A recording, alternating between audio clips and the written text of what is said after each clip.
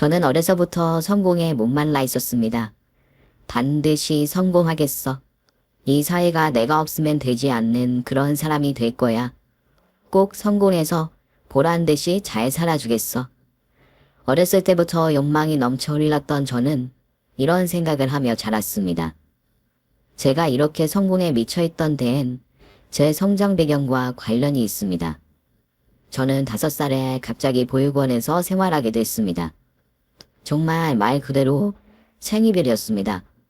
그렇게 상처가 가득한 채 보육원에서 생활하게 됐고 그 속에서도 정말 치열하게 살았습니다. 어리다고 뭘 모르는 게 아닙니다. 저는 보육원 안에서 신입에 속했고 위의 형들은 저에게 늘 심부름을 시키고 잠부 제의 구석에서 재웠습니다. 어두운 밤 천장을 보며 어떻게 하면 이곳을 나갈 수 있을까? 그의 생각을 매일 하며 잠들었습니다. 그리고 몇 달 뒤 정말 운이 좋게 좋은 집에 입양이 됐습니다. 보육원에서 지내는 몇 달 동안 2명의 친구가 입양 가는 걸 봤는데 그렇게 행복해 보이는 표정은 처음 봤었습니다. 저는 심부름도 잘하고 밥도 열심히 먹고 책도 정말 열심히 읽었습니다. 5살의 어휘력으로 이해할 수 있는 문장은 많지 않았지만 그래도 열심히 공부했습니다. 그렇게 뭐든지 최선을 다하다 보면 저에게도 입양문의가 오지 않을까? 어떤 어른들이 나를 가족으로 데려가지 않을까? 늘 생각했는데 정말로 생각보다 빠르게 그날이 왔습니다. 현민아, 너에게는 이제 이분들이 너의 어머니이시고 아버지인 거야. 가서 말씀 부리지 말고 지금처럼 공부 열심히 하고 편식하지 말고 맛있는 것도 많이 먹고 네가 하고 싶은 공부 실컷 하면서 그렇게 살아야 한다. 알았지? 네, 알겠습니다. 현민아, 안녕. 아직 어색하니까 그냥 아주머니라고 불러도 돼. 우리는 현민이가 우리 가족이 되어서 정말 잘 지냈으면 좋겠어. 우리도 많이 노력할게. 현민이도 많이 노력해주라. 알았지? 잘 부탁해. 오늘부터 제 엄마이신 거잖아요. 저 정말 공부도 열심히 하고 말도 잘 듣는 착한 아들 할게요. 진짜예요. 그러니까 다시는 저 여기에 데리고 오지 말아주세요. 절대 그럴 일 없을 거야. 그러니까 불안해하지 않아도 돼. 저는 그렇게 몇 개월 만에 다시 새로운 부모님을 만났습니다. 저는 이게 저에게 주어진 또 다른 기회라고 생각했습니다. 이번 부모님께 정말로 제대로 인정받을 수 있는 기회? 이 기회를 놓치지 않고 전처럼 절대로 버림받지 않겠다. 꼭 공부도 착실히 하고 말도 잘 듣고 착한 아들이 되어 다시는 보육원으로 돌아가지 않겠다. 저는 이렇게 다짐하고 또 다짐했습니다. 그렇게 도착한 집은 정말 넓고 깨끗했습니다. 제가 보육원에서 지내기 전, 그러니까 제 친어머니와 함께 지냈던 집보다도 훨씬 넓었습니다. 저는 지금까지 내 방이라는 개념이 없었는데 새로운 부모님은 이미 제 방을 준비해 두시고 장난감이며 책이며 책상이며 침대며 전부 새 것으로 준비해 주셨습니다. 저는 그때 감동이라는 단어를 잘 체감하지 못했는데 누군가가 나를 위해 이렇게 애를 써고 신경 써서 준비해 주시는 게 정말 감동이라는 걸 느꼈습니다. 정말 눈물이 났습니다. 어머니, 아버지, 저 정말 열심히 살게요. 저를 아들로 받아주셔서 정말 감사합니다. 저 정말 공부 열심히 해서 훌륭한 사람이 될게요. 그래서 부모님이 저를 자랑스러워하실 수 있도록 다 하겠습니다. 그래, 우리 경민이 하고 싶은 거 다 하고 지금까지 가지지 못했던 것들도 전부 우리가 가질 수 있게 해줄게. 그러니까 이제는 그 어떤 걱정도 하지 말고 잘해보자, 우리. 우리는 경민이를 위해서 해줄 수 있는 것들은 전부 다 해줄 거야. 절대로 다시 보육원으로 보내지도 않을 거고. 그러니까 이제 그런 걱정은 하지 않아도 돼. 우리를 엄마, 아빠라고 바로 불러줘서 우리가 정말 고마워. 우리가 이제 경민이 보호자야. 우리가 경민이 아빠고 엄마야. 그러니까 어려워하지 마. 우리는 경민이가 하고 싶은 거 전부 하게 해줄 거고, 가고 싶은 곳, 배우고 싶은 거 전부 할 수 있게 해줄 거야. 그러니까 오늘 밤은 정말 그 어떤 걱정도 하지 말고 푹 자. 좋은 꿈 꾸고 여기 이 방에 있는 것들은 전부 경민이 거야. 안녕히 주무세요. 그렇게 새로운 부모님을 만난 첫날 밤엔 정말 꿈도 꾸지 않고 꿀잠을 잤습니다. 저는 어려서부터 공부 욕심이 많았습니다. 남들보다 조금이라도 더 뭔가를 알아야 하고 내가 더 많이 알아서 사람들을 가르쳐주고 싶었고 선생님들한테 칭찬도 많이 받고 싶었어요.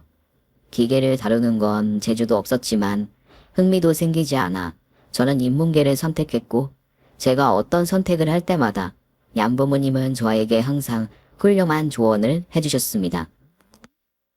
이분계열이 아니라 인문계열 가면 굶는다는 건 너무 촌스럽고 구시대적인 발상이지. 그리고 경민이는 뭘 해도 다 잘할 수 있잖아. 이건 아빠의 자신감이고 우리 아들에 대한 믿음이야.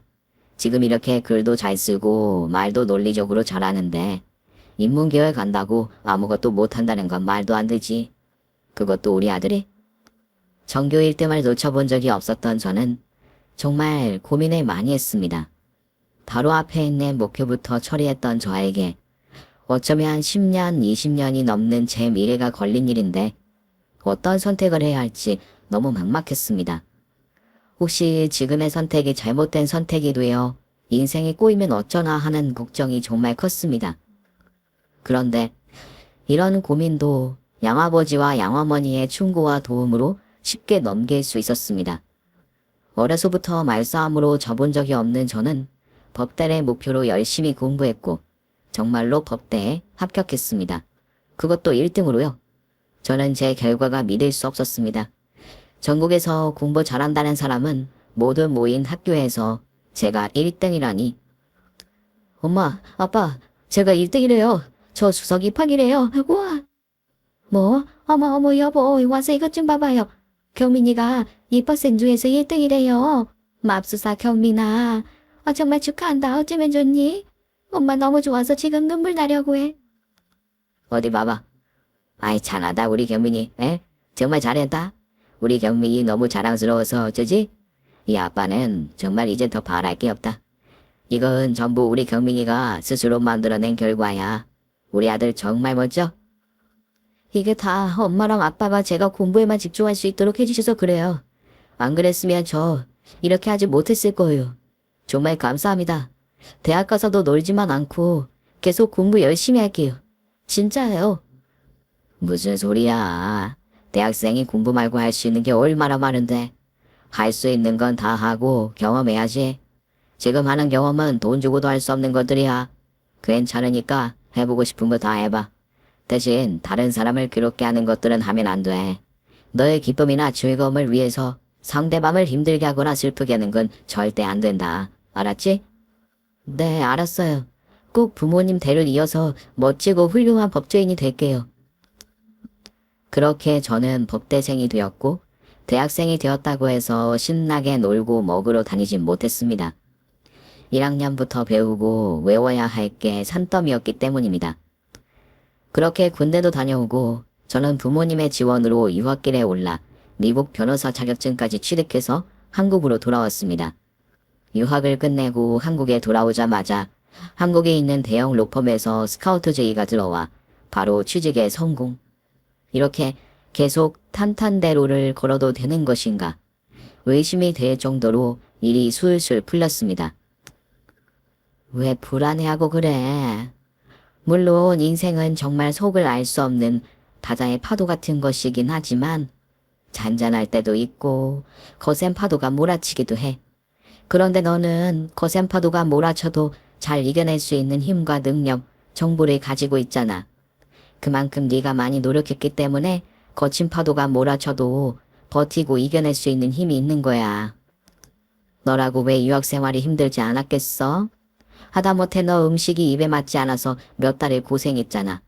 그런 것들이 쌓이고 쌓여서 어떤 고난과 시련이 와도 버틸 수 있는 능력치가 길러진 거지. 그러니까 불안해하지 말고 너를 믿어. 그리고 뭐가 걱정이야? 엄마랑 아빠가 이렇게 있는데. 그렇지? 맞아요. 항상 감사해요. 엄마랑 아빠랑 저 이렇게 될 수 있었던 것도 전부 엄마랑 아빠 덕분이에요. 그 어린 날 많고 많은 아이 중에서 저를 선택해 주셔서 정말 감사드려요. 처음 입양된 그날부터 지금까지 한 번도 잊은 적 없어요. 엄마랑 아빠 덕분에 저 이렇게 클 수 있었어요. 저는 평생 이 은혜와 감사함을 잊지 않을 거예요. 엄마, 감사하고 또 사랑해요? 얘는 눈물 나게 갑자기. 아빠랑 엄마는 너를 선택하는데 그 어떤 주저함도 없었어. 너는 당연히 우리 아들이 되어야 할 아이였으니까 우리에겐 너무나 당연한 일이었어. 그러니까 이렇게까지 빚을 진 것처럼 이러지 않아도 돼. 부모가 자신의 아이가 잘 되길 바라는 건 너무나 당연한 일이고 그 아이가 잘 될 수 있도록 해줄 수 있는 모든 것을 다 해주는 거 역시 부모가 할 일이니까. 우리는 그저 네가 이렇게 잘 사는 게 기특하고 좋아. 이거면 된 거야. 네가 이렇게 부츠를 갖고 있는 것처럼 하지 않아도 돼. 알았지? 우리는 그냥 네가 이렇게 하고 싶은 일 열심히 하고 좋은 성과 내는 거면 됐어. 이제 더 바라지도 않아. 원래는 너에게 바라는 건 없었어. 건강하고 행복하기만 자라다오. 네 아이가 우리를 부모로 만난 걸 후회하지 않았으면 좋겠다. 늘 이 생각뿐이었단다. 후회라뇨. 저는 단 한 번도 후회한 적 없어요. 엄마, 제가 감히 어떻게 후회를 해요. 그럼 됐어. 우리는 더 바라지 않아. 진짜야. 그런데 참 이상한 일이죠. 양어머니와 저런 대화를 나눈 이후로 저는 매일 같은 꿈을 꾸기 시작했습니다. 그건 바로 친어머니 꿈이었죠. 견민아, 미안하다. 그런데 너는 이제부터 여기서 지내야 해. 엄마가 너무 미안해. 미안해. 엄마를 원망해도 좋아. 미안해. 싫어. 나 여기서 왜 살아? 나 엄마 있는데 왜 엄마 없는 애들이랑 같이 지내야 하는데. 엄마, 나 두고 가지 마. 싫어. 왜 나 버리는 거야, 엄마. 나 여기 두고 가지 말라고, 엄마. 허가. 며칠 동안 내내 친어머니와 헤어질 당시의 꿈을 꾸기 시작했습니다. 저는 친아버지에 대한 기억은 전혀 없지만 친어머니에 대한 기억은 선명하게 남아 있습니다. 작은 단칸방에서 친어머니와 둘이 지냈던 저는 조금은 부족하지만 그래도 친어머니와 굉장히 즐겁고 행복하게 지냈던 기억이 납니다. 경민아, 이것 봐라. 엄마가 오늘은 동화책 많이 가져왔어. 우와, 그림도 엄청 많아요. 그렇지? 재미있는 그림도 실컷 보고 또 이번엔 얼마나 재미있는 내용일지 엄마랑 같이 읽어보자. 알겠어. 엄마가 읽어줘. 친어머니는 바쁘셨습니다. 아마도 저를 먹여 살리기 위해 일을 하러 가신 거였겠죠. 그럴 때마다 저는 옆집 할머니와 함께 시간을 보내곤 했습니다. 네 엄마 같은 사람도 없다. 너 먹여 살리겠다고 저렇게 열심히 일하고 있잖니. 나는 커서 네 엄마한테 진짜 잘해야 한다. 알았지? 그때는 사실 그게 무슨 말인지도 잘 이해하지 못하고 그저 알겠다고 대답했던 게 기억이 납니다. 그리고 그날이 왔습니다. 정말 기억을 지워주는 기계가 있다면 그 어떤 비용을 들여서라도 지우고 싶은 끔찍한 기억. 웃잖아. 이래 웃잖아. 아이고 경민아. 친어머니의 손을 잡고 집을 나서는데 옆집 할머니께서 저를 보고 그렇게 오셨습니다. 아무것도 몰랐던 저는 대체 할머니가 왜 저렇게 오시는지 이해를 하지 못했습니다. 엄마, 할머니, 왜 울어? 친어머니는 그저 대답 없이 제 손을 잡고 걷기만 하셨습니다. 제 기억이 맞다면 저는 그날 태어나서 택시를 처음 타봤습니다. 제가 친어머니께 대체 오늘 어디 가는 거냐고, 올해 어디 놀러 가는 거냐고 계속 물어봐도 친어머니는 제 질문에 그 어떤 대답도 하지 않으셨습니다. 그리고 도착한 곳은 보육원이었습니다. 원장님과 몇몇 선생님들이 기다린 것처럼 나와 서 있었습니다. 엄마, 여긴 어디야? 견민아, 엄마 말 잘 들어? 견민이 이제부터 여기서 지낼 거야. 여기 계시는 선생님 말씀 잘 듣고 밥도 잘 먹고 잠도 잘 자고 잘 지내야 해. 알았지? 그러면 엄마는? 엄마는 엄마는 갈 거야. 그러니까 경민이는 여기서 지내. 그렇게 엄마는 저를 버리고 갔습니다. 그 어떤 설명도 해주지 않고 저를 이해시키려고 하지도 않고 그렇게 가버렸습니다. 제가 아무리 엄마를 불러도 잘못했다고 더 착하게 살겠다고 소리를 질러도 친어머니는 한 번도 돌아보지 않으시고 매정하게 저를 보육원에 버리고 그렇게 가버리셨습니다. 그렇게 가버리셨으니 제 안부를 묻거나 하지 않으셨죠? 마치 친어머니는 당신이 한 번도 아들을 낳은 적이 없었던 사람처럼 그렇게 가셨으니까요.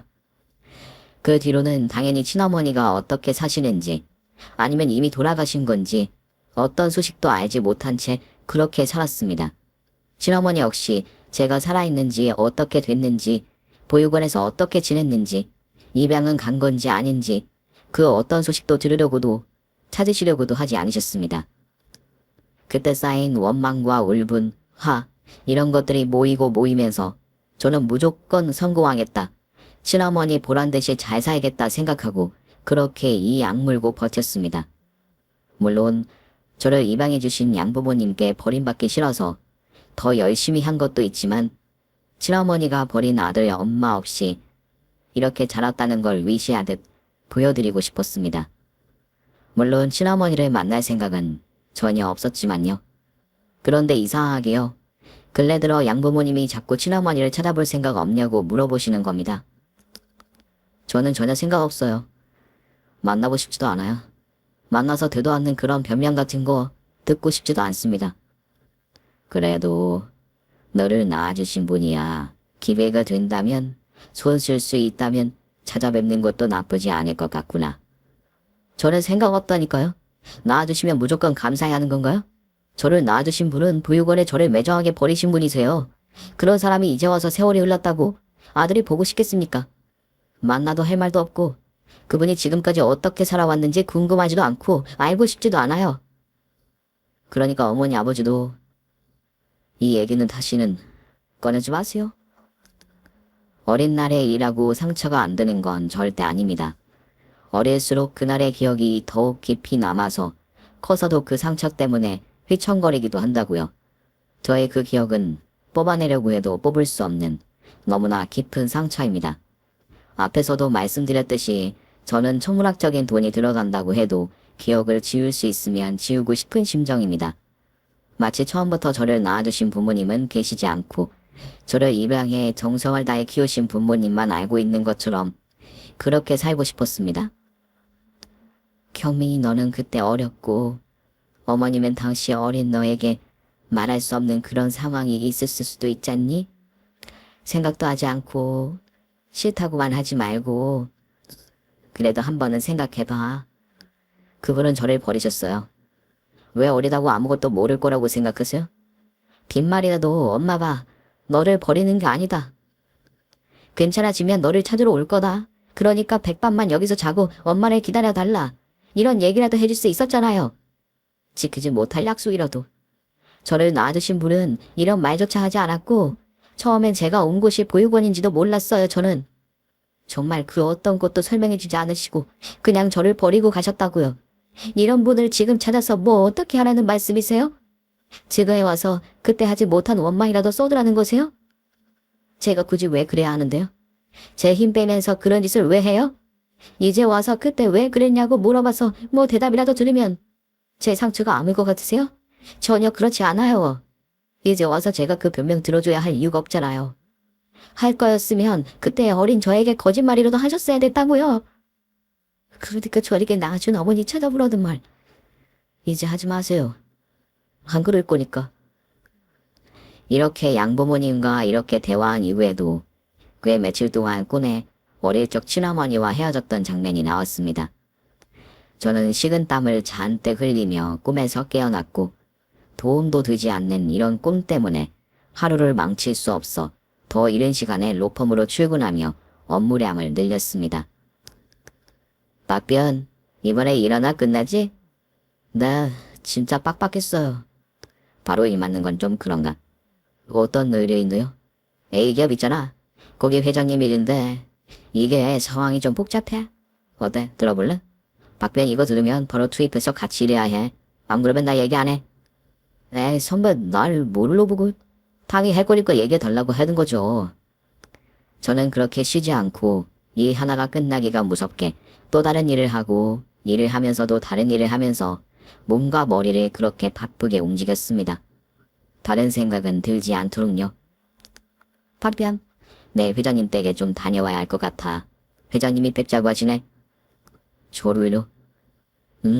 박변을 콕 집은 건 아닌데 그래도 잘생기고 젊은 사람이 가면 좋잖아.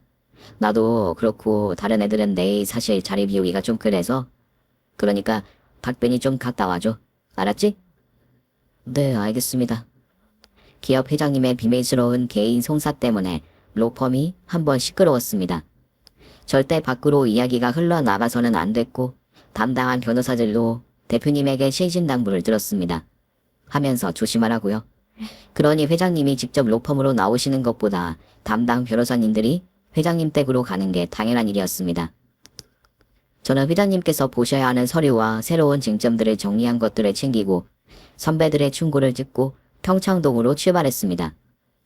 많은 대형 주택들 속에서 독보적으로 담장이 높은 집, 그곳이 회장님 댁이었습니다. 누구세요? 로펌에서 나왔습니다. 대문이 열리고 중정을 지나 현관문을 여니 어디서 많이 본 사람이 웃으며 저를 반겨주는 겁니다. 저 얼굴에 점을 어디서 봤지? 그리고 기억하는 순간 저는 들고 있던 서류와 가방을 떨어뜨리고 그 자리에서 꼼짝도 할 수 없이 몸이 얼고 말았습니다. 엄마야? 엄마 맞지? 그렇지. 엄마지, 엄마. 저보다 먼저 저를 알아본 친어머니의 눈에서는 벌써 눈물이 그렁그렁 맺혀 눈에서 떨어지고 있었습니다. 엄마, 왜 여기서 이러고 있어? 엄마 여기서 뭐 하는 거야? 이거 잘 사는 거 맞아. 아, 엄마 혼자 잘 살려고 나 그렇게 보육원에 버리고 갔잖아. 나한테 말도 없이. 그 어떤 변명도 없이 그렇게 다 버리고 갔으면서. 엄마 지금 여기서 뭐해? 이렇게 악취만 입고 지금 뭐 하는 거냐고. 두 사람이 아는 사이인가? 엄마 말 좀 해봐. 김 여사님은 지금 말을 할 수 없는 상황인데 박 변호사는 어떻게 우리 김 여사님을 알아? 회장님, 저의 친어머니세요, 이분은. 저를 비장하게 버렸던 친어머니라고요. 엄마, 왜 말을 못해? 아무것도 모르는구만. 제가 꼭 알아야 할 것들이 있나요? 제가 꼭 들어야 할 말이 있냐고요. 오늘은 급한 일이 있어서 부른 건 아니니까 일단 앉아보게. 김 여사, 여기 있는 박 변호사가 진짜 친아들이 맞아? 그러자 친어머니는 말하는 대신 고개를 끄덕이셨습니다. 자네는 이분이 자네 친어머니라는 걸 어떻게 알았고? 꽤 오래전에 헤어진 것 같은데. 얼굴에 점이요? 제가 어렸을 때 어머니의 저 얼굴에 점을 만지면서 잠이 들었던 기억이 생생해요. 일단 두 사람이 모두 서로를 알아봤으니까 됐고 뭐가 궁금한지 모르겠지만 왜 자네 친어머니가 우리 집에서 일하고 있는지는 설명해 주마. 내가 두 모자가 왜 헤어졌는지 그 이유는 나도 알지 못하니까. 자기 어머니께 직접 듣도록 하고. 자네 어머니는 식덤으로 거의 말을 할 수가 없어. 그러니까 답답하다고 어머니 너무 다그치지 말고. 일단 어머니는 저기 골목 아래 한식집에서 일하고 계셨어. 대단한 한식집이 아니라 제육볶음이랑 된장찌개, 순두부찌개 이런 거 파는 가게. 반찬 깔끔하게 나오고. 어쨌든 나는 가끔 혼자 밥을 먹고 싶을 때 그 음식점 가서 밥을 먹었는데 언제부터 반찬이며 메인 음식들 퀄리티가 정말 좋아진 거다. 그래서 사장한테 물어봤더니 주방 이모가 새로 왔다고 하더구나. 나는 그 음식 맛을 잊을 수 없어서 전보다 더 자주 그 음식점을 찾아갔고 이러지 말고 아예 우리 집으로 모셔오면 좋겠다고 생각해서 내가 모셔왔어. 박변 어머님을. 어머니는 그때도 이미 식도암 때문에 말을 거의 하지 못하셨고 저 치마 안엔 노트랑 볼펜이 늘 들어있어서 필요한 말이 있을 때마다 필담으로 얘기를 나누고 있다. 박 변호사도 어머니랑 얘기할 땐 그렇게 해야 할 거야. 아무래도 두 사람 할 얘기가 많을 것 같은데 어떻게 할까? 김 회사님, 내가 휴가 줄까? 얼마 만에 아들을 만난 건지 모르겠지만 그동안 쌓인 얘기하려면 반나절 가지고는 어려울 것 같은데? 저는 어머니께 들을 일이 없습니다. 박 변호사, 내가 전에도 얘기했지. 섣불리 판단해서 후회할 짓 하지 말라고. 어머니를 원망하고 싶으면 어머니 얘기 다 듣고 원망해도 늦지 않아. 그러니까 왜 두 사람이 떨어져 지내야 했는지, 그동안 서로 어떻게 지냈는지 얘기도 좀 하고 그래. 그러자 친어머니는 앞치마 주머니에서 급하게 작은 수첩과 볼펜을 꺼내더니 무언가를 적기 시작했습니다. 어디 보자. 휴가는 괜찮다고. 그러면 언제 또 아들이랑 대화하려고? 편지를 써서 보낸다고? 알았네. 잘해도 들었지? 어머니가 말씀을 못하시니 편지로 그동안 무슨 일이 있었는지 다 설명한다고 하시는구나. 편지 꼭 읽고 어머니랑 불게 있으면 불어. 그래도 너를 낳아주셔서 이렇게 세상에 살게 해주실 분인데 그렇게 매몰차게 굴면 안 되지. 그 오늘 가지고 서류는 이리 주고 가. 회장님 댁을 나와 대체 무슨 정신으로 집까지 돌아왔는지도 모르겠습니다. 집으로 돌아오자마자 씻지도 못하고 침대에 누워 30년이 훨씬 지난 시간을 넘어 만난 친어머니의 모습을 다시 떠올렸습니다. 집도암으로 말씀을 못하시는 어머니. 제 기억 속 친어머니보다 표정은 훨씬 밝게 변하셨지만 어딘지 기운이 없어 보였던 모습. 첫눈에 저를 알아보고 미소 지었다가 이내 눈물을 흘리신 어머니. 제가 없던 시간 동안 친어머니는 어떤 삶을 살아오셨을까요? 그리고 며칠 뒤 로펌으로 편지가 도착했습니다. 발신인은 친어머니셨습니다. 회장님이 사무실 주소를 알려주셨겠죠. 사무실에선 차마 읽을 수 없어 조퇴를 하고 일찍 집으로 돌아왔습니다. 옷을 갈아입고 책상에 앉았습니다. 그리고 친어머니께서 보내주신 편지를 꺼냈습니다. 경민아, 너를 다시 만날 수 있어서 엄마는 너무 기쁘고 감격스럽다. 그리고 너를 내 앞에 앉히고서 그동안 어떤 일이 있었는지 차근차근 말해주고 싶은데 정말 오랜만에 너에게 엄마의 목소리를 들려주고 싶은데 회장님이 말씀하신 것처럼 엄마는 너에게 길게 말할 수가 없단다. 너무 미안하구나. 회장님께 들었다. 네가 대형 로펌에서 변호사로 엄청난 활약을 하고 있다고 말이다. 나는 잘 모르지만 회장님께서 조금은 복잡하고 또 성가신 어떤 일이 생기신 것 같은데 네 덕분에 재판이 수월할 것 같다고 네 칭찬을 많이 하셨단다. 네가 지금 로펌이 아니라 다른 곳에 속한 변호사였다면 회장님은 분명 너를 회장님 그룹의 법무팀으로 데려왔을 거라고 하셨어. 그 정도로 너는 엄청나게 유능하고 대단한 변호사니까. 나보고 자부심을 가지라고 하시더구나. 그런데 나에게 그럴 만한 자격이 있는지 모르겠다. 나는 네가 나를 보고 나서 바로 엄마라고 알아볼 줄 몰랐어. 내 얼굴에 점을 빼고 싶을 때마다 주위 사람들이 점을 빼서 아들이 못 알아보면 어쩌려고 그러냐고. 그러니 건들지 말라는 말을 많이 들었는데 사람들의 말을 듣길 잘한 것 같다. 네가 내 얼굴에 점을 보고 엄마란 걸 알아봤다고 하는 순간 어찌나 가슴이 떨리던지. 지금부터는 너는 전혀 알지 못했던 내가 지금까지 꽁꽁 숨기고 있던 많은 얘기들을 해주려고 한단다. 경민이는 아빠에 대한 기억이 전혀 없지? 어렸던 너는 친구들은 있는 아빠가 왜 자신에겐 없는지에 대해 단 한 번도 물어보지 않았어. 너는 기억할지 모르겠지만 내가 일을 갈 때마다 너를 봐주셨던 옆집 할머니가 너에게 딱 한 번 아빠는 어디 있느냐고 물어본 적이 있는데 네가 그때 아빠는 없어요라고 소리쳤던 게 아직도 생각나. 이유는 저도 모르겠습니다. 그런데 저는 다른 아이들처럼 친아버지의 존재에 대해 친어머니께 한 번도 여쭤본 적이 없습니다.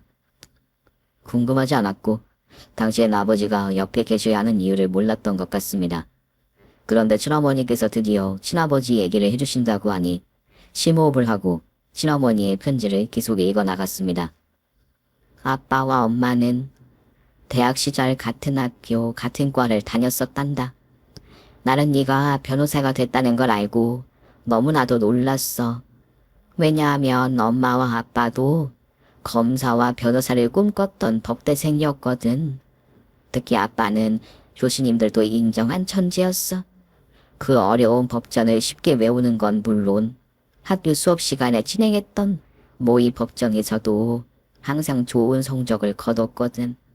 우리는 같은 학번 법학과 동기였고 너의 아빠의 듬직한 모습에 엄마와 아빠에게 홀딱 반해서 연애하자고 쫓아다니고 그랬어.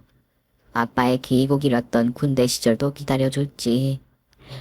그런데 어느 날 정말로 기적처럼 우리 경민이가 엄마 뱃속에 생긴 거야. 처음엔 놀랐어. 나와 너의 아빠는 아직 어린데 우리 아이를 잘 키울 수 있을까? 우리가 좋은 부모가 될 수 있을까? 이 고민은 오래가지 않았단다. 우리는 양가 부모님을 뵙고 결혼을 허락받았어. 그런데 사고가 생기고 말았단다. 너의 아버지가 사고가 생겼어. 나는 아직도 그날이 생생해. 나는 당시 입덧이 심했고 수박이 너무 먹고 싶었어. 그래도 네 아버지에게 집에 오는 길에 수박을 꼭 사와 달라고 부탁했지. 꼭 사서 오겠다는 아버지의 약속은 결국 지켜지지 못했지. 네 아버지를 보내는 날, 난 정말 혼절할 정도로 울었단다. 이 험한 세상을 대체 나 혼자 어떻게 살아가라고, 어떻게 무심하게 내 곁을 떠날 수 있었을까. 우리 아들 얼굴도 한번 보지 못했는데 서러워서 이 세상을 어떻게 떠나나. 네 아버지는 그렇게 허망하게 떠났지만 난 단 한 번도 너를 포기하지 않았단다. 무슨 수를 써서라도 이 세상으로부터 너를 지켜 훌륭한 사람으로 키우겠다고 나 스스로와 그리고 네 아버지와 약속했어. 반드시 너에게 좋은 엄마가 되겠다고. 그렇게 다짐하며 너를 낳았고 그리고 너를 키웠지. 나는 학교도 포기하고 오로지 너 하나만을 키우기 위해 이 세상을 살았어. 내가 이제 세상에서 할 수 있는 일은 그것뿐이라는 생각 하나로 매일매일 버텼지. 당연히 풍족하지 않았어. 변호사가 되길 포기하고 너를 키우겠다고 했을 때 우리 부모님은 나를 포기하셨었어. 그 어떤 도움도 주지 않으셨고 네 인생 네가 알아서 살라고 하시곤 연을 끊으셨지. 그래도 괜찮았단다. 엄마에겐 우리 경민이가 있으니까. 그런데 어느 날부터 두통이 너무 심한 거야. 정말 머리가 깨질 듯한 아픔이 계속되었고 무서운 마음에 병원에 갈 생각을 못했어. 혹시라도 큰 병이면 어쩌지? 그러면 우리 경민이는 어떡하지? 그런데 그게 실수였단다. 나는 두통이 생겼을 때 바로 병원에 갔어야 했어. 결국 참고 참다가 일하던 도중에 쓰러졌고 응급실에 실려가 긴급 검사를 받았더니 믿을 수 없는 결과가 나왔어. 엄마의 뇌에 악성 종양이 생겨 당장 수술하지 않으면 큰일 날 거라고 하더구나. 나는 내 아픔보다 혼자 남겨질 네 걱정부터 했어. 내가 수술해서 일을 못해 돈을 못 벌면 우리 아들은 어떻게 살지? 먹고 싶은 것, 갖고 싶은 것, 예쁜 옷과 신발 이런 거 다 사주려면 나 돈 벌어야 하는데 이런 말 할 사람이 당시엔 옆집 할머니밖에 없었어. 그랬더니 옆집 할머니가 교민이 널 어떻게든 키워줄 테니까 걱정하지 말고 수술하고 오라고 하시더라. 그런데 문제는 병원에선 내가 수술을 해도 오래 살 수 없다고 하는 거야. 당시엔 지금처럼 의학기술이 발전하지 않은 상태였고 그 어떤 병원에 가도 의사들이 다들 고개를 절레절레 저었어.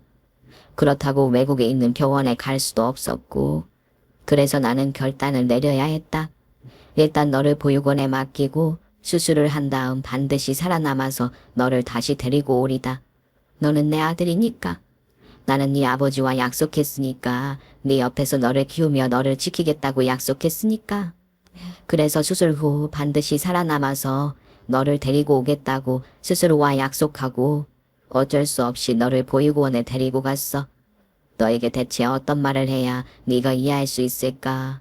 내가 덤덤하게 아무 일도 아닌 것처럼 너에게 엄마의 비밀을 말할 수 있을까? 엄마는 자신이 없었어. 그래서 결국 너에게 아무 말도 하지 못하고 너를 그렇게 보육원에 두고 왔다. 거짓말. 엄마가 이렇게 아팠을 리가 없잖아. 친어머니는 그때 당시 한 번도 제 앞에서 아픈 티를 내지 않으셨습니다. 저는 한 번도 느껴보지 못했고요.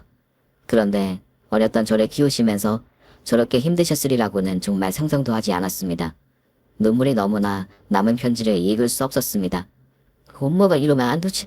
그 긴 시간 동안 이렇게 혼자서 고통 속에 있었으면서 내 원망까지 듣고 있으면 안 되지, 엄마. 현민아, 너 왜 그래? 집에 언제 들어왔어, 현민아? 엄마가 많이 아팠대.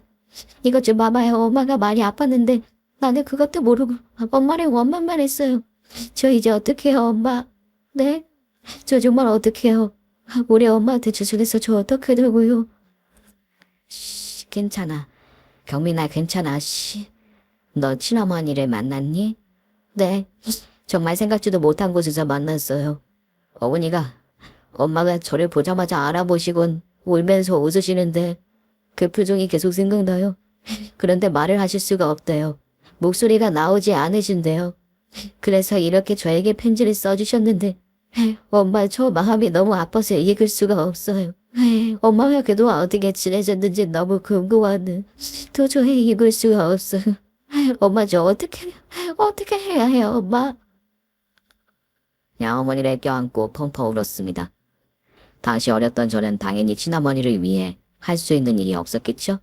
어렸던 저를 그렇게 보육원에 두고 돌아서셔야 했던 친어머니의 마음을 감히 가늠할 수 없어 저는 울었습니다. 지금도 친어머니를 위해 제가 할 수 있는 일이 없다는 것에 무기력해 울었습니다. 나머지 편지는 양어머니께서 읽으시고 제가 진정이 된 후에 뒤에 어떤 말씀을 편지에 쓰셨는지 말씀해 주셨습니다. 그렇게 수술을 진행하셨다는구나. 여러 번의 수술 끝에 간신 종양을 제거했지만 수술보다 더 힘들고 지옥 같았던 재활 치료를 하셨다고 해. 수술보다 치료가 힘들어서 그만두고 싶을 때마다 네 생각을 하셨다고 해. 오늘 조금 더 훈련하면 너를 데리고 어디를 갈 수 있겠구나. 내일 조금 더 하면 너에게 맛있는 음식을 다시 해줄 수 있는 힘이 생기겠구나. 수술 치료보다 더 힘든 재활 치료를 오직 우리 경민이 하나만을 생각하며 버티셨대. 그렇게 길고 긴 치료가 끝나고 너를 다시 만나기 위해 보육원에 찾아갔을 때 너는 이미 우리를 만난 후였겠지. 보육원 원장님한테 너를 데려간 우리가 어떤 사람인지 얘기를 듣고 너를 다시 찾는 걸 포기하셨다고 하는구나.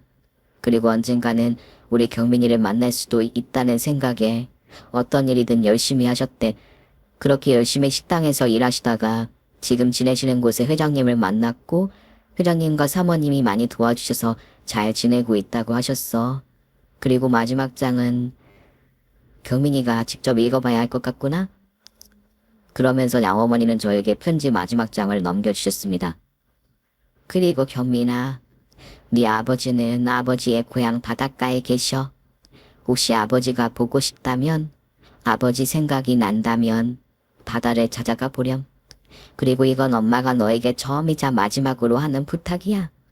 나도 이 세상을 떠나면 나도 아버지와 같은 곳으로 가게 해주겠니? 엄마는 너도 그리워했지만 아버지도 많이 그리워하면서 살았어.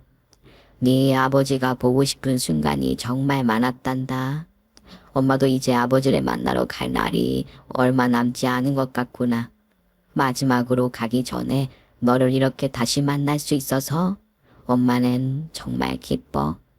네가 엄마를 원망하고 싫어하고 미워해도 엄마는 다 이해할 수 있어. 너는 그래도 돼. 엄마는 너에게 정말로 해준 게 없으니까. 그래도 엄마의 마지막 부탁은 들어줄 수 있겠니?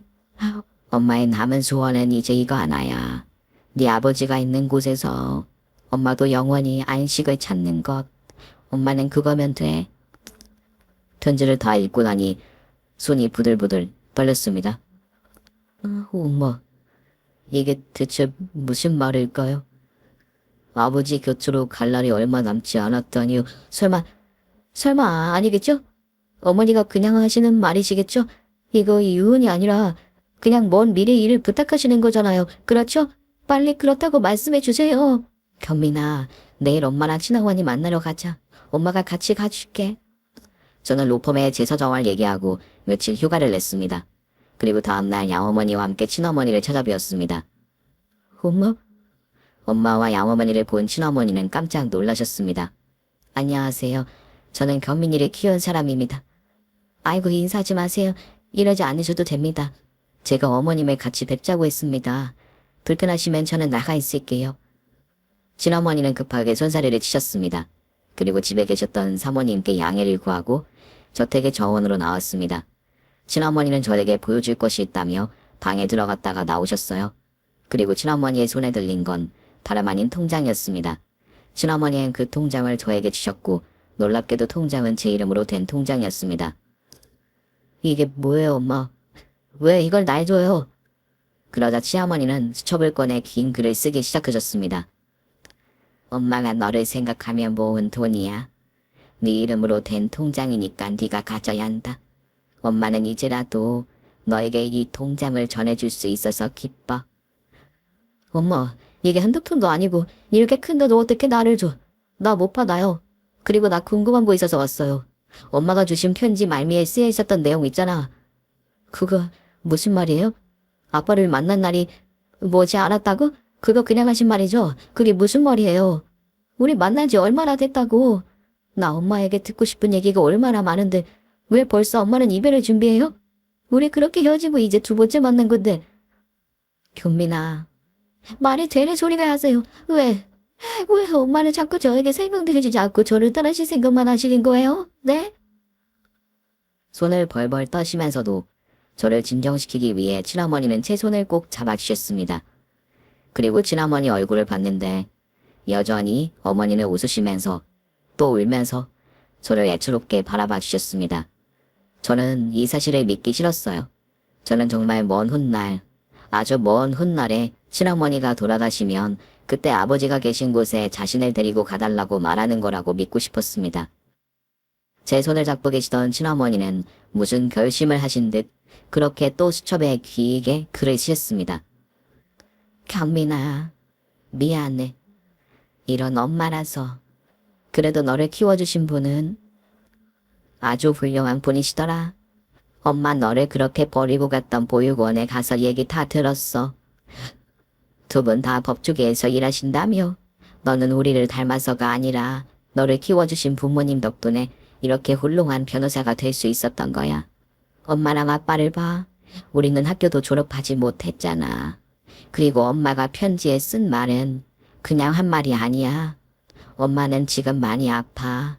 너에게만큼은 정말 말하기 싫었는데 이제는 너도 마냥 어린애가 아니잖아. 숨긴다고 될 일도 아니고 정말로 엄마는 곧 있으면 아빠를 만나러 가게 될 거야.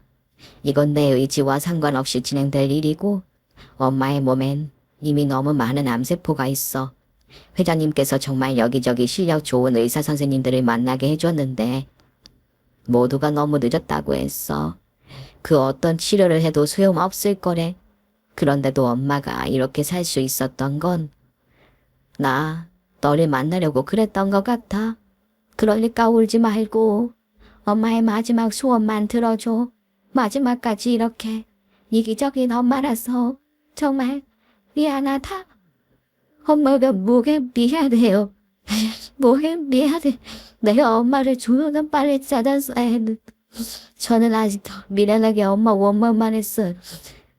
정말 죄송해요. 이렇게 이기적이고 미련하고 나쁜 아들이라서 죄송해요. 제가 엄마를 조금만 빨리 만났다면 그렇다면 엄마와 더 많은 시간을 보낼 수 있었을 텐데 내가 엄마 아픈 거 다 고쳐줄 수 있었을 텐데 다 제 탓이에요. 정말 죄송해요. 정말 죄송해요. 엄마 미안해. 엄마를 미워하고 엄마만 해서 죄송해요. 그래도 엄마는 나를 낳고 이렇게 포기하지 않고 어떻게 해서든 내가 살 수 있게 해주셨는데 나는 그럴 것도 모르고. 이 통장은 너 필요한 곳에 써. 엄마가 네 생각하면서 모은 돈이야. 이거 다 네 돈이니까 미안해하지 말고 필요할 때 꼭 써야 한다. 이거 잊지 말고 가져가. 그러더니 친어머니는 양어머니의 손을 꼭 잡고선 별다른 말씀은 하지 않으시고 그저 고개만 여러 번 숙이셨습니다. 저는 정말 한 게 없습니다. 어머니께서 겨민이를 훌륭하게 낳아주셨기 때문에 이렇게 훌륭한 사람이 된 거예요. 저는 정말 한 게 없는 걸요. 앞으로도 제가 겨민이 잘 돌봐주겠습니다. 그러니까 걱정하지 않으셔도 됩니다. 저를 믿어주셔서 정말 감사해요.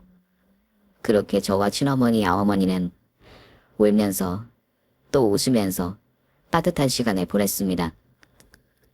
그리고 한 달 후 친어머니는 정말로 친아버지를 만나러 가셨습니다. 혹시 고통에 힘들어하시다 돌아가시면 어쩌나 걱정을 많이 했는데 친어머니는 편안한 모습으로 돌아가셨습니다. 그리고 친어머니께서 부탁하신 대로 저는 친어머니를 친아버지가 계신 곳에 모셨고 파도가 치면서 서서히 먼 곳으로 가시는 어머니의 유해를 넋놓고 쳐다봤습니다. 엄마, 드디어 아빠 만나셨겠네요. 아빠를 많이 그리워하셨다고 했잖아요. 이제 마음이 좀 놓이세요? 아빠 만나서 괜찮으세요? 두 분 그곳에선 꼭 행복하셨으면 좋겠어요. 진짜예요.